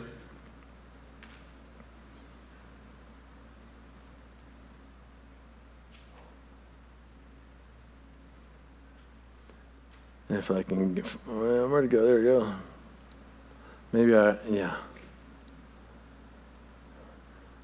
Out in front of the Temple Mount that I didn't show you in the other set of slides, there's hundreds of ritual baths. They're called mikvahs. Do you remember on the day of Pentecost? It says that they convert 3,000 were saved and baptized. Where do they baptize all these people? Well, all out in front, all these squares, most all these squares out in front of the Temple Mount are ritual baths. Before you could go into the temple, you had to purify yourself like this. There's one of them right here. So there was plenty of baptismal tanks, and everybody had some underneath their house. So quite impressive as far as that goes. But I wanted to show you the ritual baths that was located there. I don't think there's anything specifically else I wanted to show you. I kind of mentioned all of it. Here's a better reconstruction, by the way, of the pools of Siloam. And this is based upon the actual topography. This is where you come out at the end, the steps going down. They've only uncovered half of it because the Catholics won't let them excavate here. But Pools of Siloam, quite impressive. Quite impressive. Anything else I want to show you real quick that has been excavated? There are tombs all over the place, specifically the tomb of Lazarus. It looks something like this. There are special types of tombs. Christ had a rollaway tomb, which is more significant, but we don't have time for that. But I wanted to show you one last slide. I'll take you to the Mount of Olives because there's a chapel up there called the Chapel of Ascension. And I show you that here because this is where Christ is going to return. Because if you read Solomon's biography, it says that when he married all those wives, they captured his heart, and his heart turned away from God, and he loved many women. That's how sin happens, right? Your eyes see, your heart changes, and your attitude turns. It says he also built a shrine for all his wives. Look very carefully where it says he built the shrine. He says on the hill east of Jerusalem. What is east of Jerusalem? The Mount of Olives. I told you the Mount of Olives is higher in elevation than the city of Jerusalem. And then later in the text, and it says, and Solomon worshiped on that mountain. What? The people were walking up to the temple. Remember, you always have to walk up. Jerusalem, Mount of Olives, higher in elevation. The hill of offense is just opposite the Temple Mount. As they walked up, they could look over there and they saw all those pagan shrines. And they saw their king worshiping. Whoa. Well, if he can do it, that's like, God forbid, church with the doors here open, and across the street is a brothel. And the brothel leaves its doors open on Sunday morning, and you look by and you see somebody from the church over there, the higher hierarchies in the church over there in the brothel. You're thinking, what's going on here? That's the same concept, you understand? And God said, because of that, I'm tearing it out of your hands. And you know those shrines were there for 300 years? Only the godly King Josiah says, I'm tired of it. He knocked down those shrines. 300 years later, Hill of Mount Olives. So where does Christ ascend from? The Mount of Olives. Where does he come back and touch his feet on? And if you read the book of Isaiah, it says he splits them in two. That's never going to happen again. Not on my watch. Splits the Mount of Olives in two, and the hills, the valleys rise, and the mountains come low. Topography all changes. No more separation of the tribes, and no more false worship. Kind of interesting how all things repeats itself. Amazing. Yeah. Where did all the blood from the sacrifices go into the sewer, or was there another? What you didn't see on the platform is huge. It's the largest temple platform in the world. It could hold 100,000 people easily, maybe 200,000, I don't know. Underneath all that platform are huge cisterns. Over 2 million gallons of cisterns are there, all for the priests to wash their funnel it in. In fact, he built an aqueduct into Jerusalem for that very purpose, to help the priest out. There's all kinds of, when you walk on the Temple Mount, you'll see grates. What's that grate for? Underneath is a cistern. I told you, Islamic won't let you come inside. Turn it all out. Look and investigate it. So they're still sitting there all over the place. But Lean has marked them all out for you. Yes? Did Herod build Roman garrison up there? No, his son did. And when Herod died, when he was thrown off, well, he didn't. Remember, Archelaus was his son, and he was wicked, and the Romans just yanked him. And remember, he put an eagle up on top, and he also was able to climb up in Antonio's fortress, which is on the northwest corner. And he looked down and watching them all the time. The people, and they got rid of him, and then they brought in a procurator. Remember Pontius Pilate, Festus. It was direct rule by Rome itself. No more king after. And so, yeah. How did they solve the living water problem that the priests needed to use, the spring being so far away? Herod brought aqueducts into the city. He brought a major water system. There's actually major pools to the south where he had funneled in. The Romans knew how to siphon. Once they got the siphon going, they brought water into the city at hundreds of thousands of gallons. Bethlehem to the north is just a little bit higher in elevation. And as you travel from the road to Bethlehem to Jerusalem, you can see the aqueduct that Herod built to bring water into the city. So water was not an issue. And they could siphon it up from it. The Romans knew how to siphon it from the ground and get it moving. So big siphons in Rome, siphons all over the world. So quite impressive. The Romans technology. Yeah. In any of the recreation drawings that you have that showed Jerusalem and the topography around it, is there any that would show where you think Golgotha was, where Jesus was crucified? Yeah, we know where Golgotha is. I have it right there for you. We believe it's very critical. We think we know where it's at. It's the Church of the Holy Sepulchre. We have a picture of Rolling Stone tomb. This is the church right there. I show you this because I think I may mention one of the other places. There was Constantine. He was a Byzantine emperor. He converted to Christianity. He's the one that made Christianity legal and brought in the Roman Catholic Church, and now we have everything. But his mother was a Christian. His name was Queen Helena. Queen Helena, when she was 85 years old, made a pilgrimage to Israel in the 4th century, early 4th century. She wanted to know where Jesus lived, died, and was buried. She went to Bethlehem, put a church there. She went to Nazareth, put a church there. She went to Jerusalem, put a church there. This is the Church of the Holy Sepulchre. Inside that is a tomb. There's tombs all over around here. There's tombs all around inside this church right here. It's Catholic, and so everybody kind of hates it. But inside the church is a tomb. That's how you walk inside. It's got this epitaph. You see this thing? Were you watching the news about 2 years ago? It's falling apart. It was falling apart. They got the National Geographic and the NOLA Institute from Greece, the same people that are putting together the Parthenon, came here and took this apart. Never has been taken apart since 1850, over 100 and something years ago. They were able to take it apart and examine for the first time what is really there scientifically. And you know what they found? Cement. They found cement. You say, what's so significant about cement? Because they can date cement. Did not the Romans invent cement? Sure did. The Romans invented concrete. That's how he built his harbor. They could build concrete that would solidify underwater. She built a church there, and she used concrete. You know what they dated the concrete to? 335, same time she was there, within 10 years of her visit. The concrete solidifies that she built the chapel there. She say, well, could she actually find the true burial of Jesus? Well, do we not know where George Washington's house is? Yeah, you can go visit. How long has this been? It's been over 300 years. Still in preservation. They haven't given us the pollen result test yet. You know, this epitaph, like I said, was falling apart on the right side. So they were able to take it apart, go all the way down to bedrock, and dig for particles, take scientific, microscopic elements, and they haven't given us the result yet on the microscopic elements, but they have given us the evidence on the cement. Look it up. Dates to the time of Queen Helena. It's part of the chapel that she used to cover the tomb. So is this the burial of Jesus? I think it is, and there's some other significant history, archaeological evidence all about it, because there are tombs all underneath the facade of the church, and this is what they look like.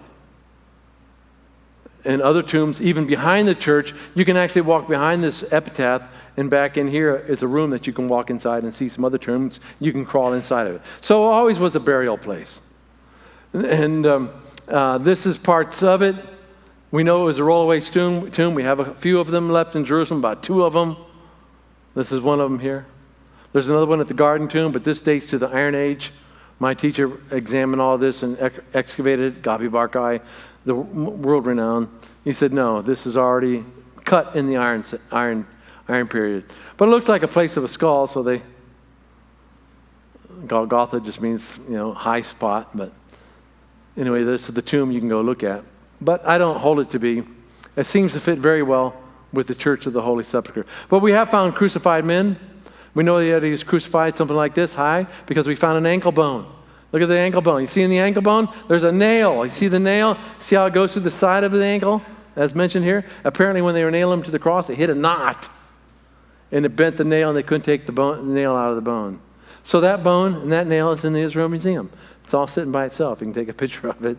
But it's a Jewish man who was crucified by the Romans. So quite amazing. Yeah, in fact, of course, flogging came first and so on. But we even have a crucified nail. Now, you said you were a preacher too. When are they going to build the new temple? Yeah, they have it all ready to go. There's a group of Orthodox Jews you understand, there's an Orthodox Jews that control Israel, but about 75 to 80% of the Jews are not religious. They don't follow the traditions. They're Reformed, or they're just completely agnostic. There's about 8% that are very extremist. They've already built pieces and got things ready to go as soon as the temple is theirs, and they want to put it in place. And they'll take you through their shrine. It's just located right near the Temple Mount. They'll give you free tours. Of course they will, and they want to try to convert you to Judaism. But they're there. You can look them up online. They show you all the places and pieces they got ready to go. So, yeah. But it's not going to be their temple. It's going to be the Lord's temple when he returns. But I don't know. The end times talks about the Antichrist and giving the land back to the Jews. And so we'll just see. I don't know if we'll see what happens. I hope not. I don't want to be here when he's around. Any other questions? Yeah. I've heard recently that there's as many as 25,000 archaeological finds that go back directly to a biblical person or town, some kind of absolute fact. Is that reasonable? Does that sound Well, nothing is absolute in archaeological terms. So I don't ever use that term, absolute. I mean, we might find a seal and it says Hezekiah on it, but I can say, would I give my life to you and say, yeah, this is Hezekiah, I'd die for it? No. I wouldn't do that. I wouldn't go that far because there are other people named. And there are some other seals that have been found. We've got Baruch, son of Neriah, which is the scribe of Nehemiah. That's his name, Baruch, son of Neriah. We have his seal impression. Is it his? I would say yes, but I'm not going to die for it. But yeah, they haven't even published all the signet rings that they've gotten. They find them all the time. My good friend Elisha Krohn found you the Bethlehem seal. He actually has another seal that marks it for purification. We know they marked in Jerusalem, if you're going to buy something or bring it to the temple, it had to be marked. You had to pay for it. He found one of the rings, the first one ever found, on the Temple Mount. And so, does it date to the first century? Yes. Was it used? Yes. Does it confirm what the Jewish scribes are talking about? Yes. So it puts everything in perspective. Yeah, there's thousands of seals. Everybody sealed their letters, sealed their documents. I mean, and there's more. They're just releasing bits and pieces here and there, but there's a lot have been found. You don't question with names that support the Bible. No question about it. We even have a facsimile of the name Abraham in Mesopotamia. Is it Abraham of Genesis? How would you know? I mean, it's a big world, But yeah, we do. We have. I would imagine probably so. Inscriptions for cities, but all the time periods. I mean, you got 1,500 years, so 25,000 objects or more is not that many for 1,500 years from Genesis down to the Book of Revelation, John, and so on. But yeah, we do. I mean, the evidence is mounting. Yeah, it's a lot of evidence. There's no question about it. Like I said, scholars, they might give you, it's a possibility he was there, but did he actually do all the things that are recorded? That's a different story. But confirmation, I told you, archaeology can confirm. There's no question about it. It can illustrate and so on. But and there's really the only contradictory evidence is the lack, and that's an argument from, that's from you can't argue from a non-entity.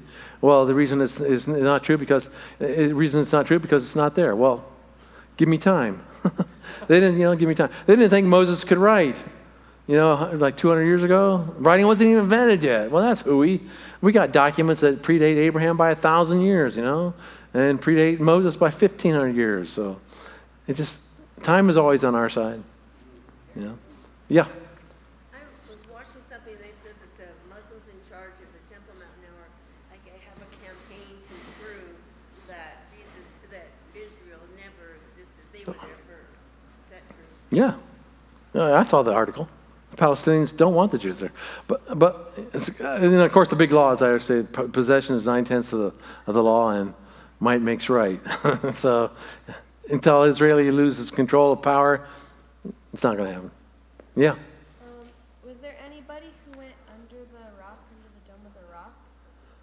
Or There is a cave that you can walk through. Yeah, you can walk down in there, but you can't. That's the only place you can go. You can't go any place around it to try to go. You can't excavate underneath it.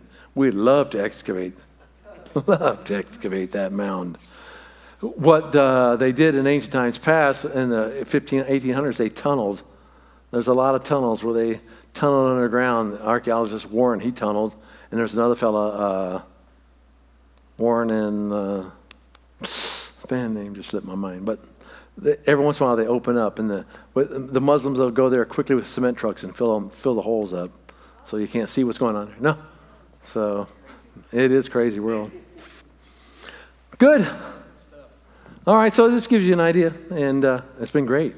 Trust the Lord to remember. Kindle Reader. Kindle Reader's got a lot of free books, so take advantage of them. Well, man, I really appreciate you taking the time to be with us. And I would say this, he wasn't lying. I have a hard drive that he has loaded all these presentations, pictures, maps. And so, listen, here's what I'm going to do. I'm going to make it easy. I'm actually going to create a Dropbox file that, like, if you're interested, you can access that.